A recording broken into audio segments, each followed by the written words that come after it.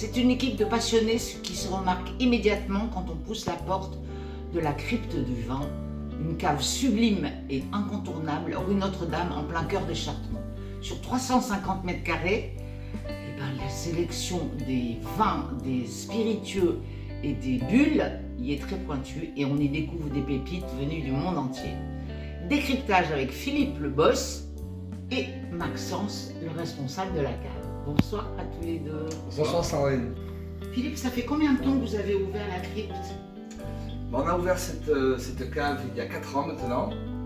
Est-ce que vous avez une maison de négoce aussi? On est négociant en parallèle absolument, mais on voulait s'introduire dans une autre manière de travailler le vin et proposer une gamme un peu plus adaptée aux consommations quotidiennes des gens. Et pourquoi la crypte, ce nom? La crypte, c'est un petit jeu de mots. La crypte, par rapport au grec cryptos, caché, le côté un petit peu crypte, église, voûte en pierre cachée. Vous faites du vin de messe? Pas du vin de messe, mais on fait un petit peu de... Enfin, on est crypto-compatible, c'est-à-dire qu'on vend aussi le vin aux gens qui payent en crypto-monnaie. Donc c'est un petit peu le jeu de mots entre la crypte et la crypto-monnaie. On a mêlé un petit peu les deux. Votre clientèle est très éclectique, non? Car ici on peut déguster, avec modération bien sûr, acheter mais aussi privatiser cette magnifique salle. Voilà, le but c'est un petit peu de proposer une gamme la plus vaste possible à la clientèle de la rue Notre-Dame et aux touristes notamment. Maxence, comment choisissez-vous les vins de cette cave et combien de références existent-t-il dans cette cave? Alors c'est vrai qu'il y a beaucoup de références dans la cave et c'est vrai que si on prend en compte l'intégralité des bouteilles que l'on a, les 20 millésimes, là dans les différents entrepôts, on a en total presque 2000 références ici qu'on peut avoir. Au niveau de la sélection, comment on l'a fait? En fait, il faut partir du postulat qu'on est entre guillemets les derniers petits cavistes qui sommes arrivés sur Bordeaux. Donc l'idée c'était aussi de se différencier de ce qui se fait actuellement.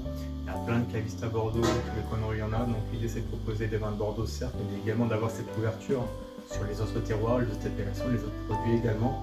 Et l'idée c'est de proposer à peu près tout type de vin qu'on peut retrouver. Donc évidemment on peut avoir l'intégralité des vins qu'on produit en France, mais essayer d'avoir un peu toutes les appellations, surtout à tous les prix. C'est ça qu'on a voulu pour la cave. Donc il y a du vin, mais il y a aussi des bulles et des spiritueux. On a également des bulles et des spiritueux, c'est vrai. Mon caviste doit avoir de tout et c'est vrai qu'un caviste c'est pas uniquement le vin, ça va être tous les produits alcoolisés, voire même également des gammes de sans alcool qui se développent. L'avantage ici c'est qu'on est au total, on a à peu près 5 si on compte la maison de négoce et les caves. On a chacun nos coups de cœur, nos chouchous. Donc demandez à n'importe qui, mais n'importe qui vous trouvera des bouteilles différentes. C'est vrai que moi sur les champagnes, je vais avoir 2-3 affinités, quelques coups de cœur, sur les vins de Bordeaux, sur les vins du Rhône également. Ça dépendra de chacun ses coups de cœur. Et puis vous avez un rôle de conseiller aussi, ce qui est quand même très très important. Absolument. Comment vous gérez vos clients, si je puis dire, parce que si c'est une clientèle d'habitués, bon, mais sinon... C'est vrai qu'on a vraiment une clientèle d'habitude, quartier, donc à force de les voir et avec le passage on apprend à les connaître, on apprend à connaître leur goût, on se rappelle de ce qu'ils prennent, ce qu'ils ont aimé, ce qu'ils ont pas aimé, donc ça permet d'affiner un peu les sélections. Mais sinon on reste très général, on pose plein de questions pour quel événement, est-ce qu'il y a un repas en particulier, est-ce que c'est pour offrir, si oui, quels sont les goûts. Mais c'est vraiment de cibler au maximum, comprendre vraiment les enjeux derrière la bouteille, les goûts, le budget. Ensuite on affine, tout simplement. Il y a des bouteilles qu'on peut faire déguster également pour conforter l'achat. Oui, ce que j'allais vous dire, on peut déguster aussi. On peut déguster, voilà, pas tous, hein. Je ne vais pas ouvrir une bouteille de Pétrus pour vous la faire goûter. Mais quoique. Oh, quand même. La majorité des vins, voilà, on peut les ouvrir, on peut les faire goûter. Et donc j'imagine que là, à Noël, tout le monde se précipite chez vous. À Noël, ouais. C'est une grosse période d'activité. Donc là, Noël, c'est une période qui rassemble, qui est facile. Donc, et pour les cadeaux et pour les tables de fête, Noël, c'est une période très importante pour nous. Bon, on va les déguster maintenant, avec modération. Allons déguster quelque chose alors.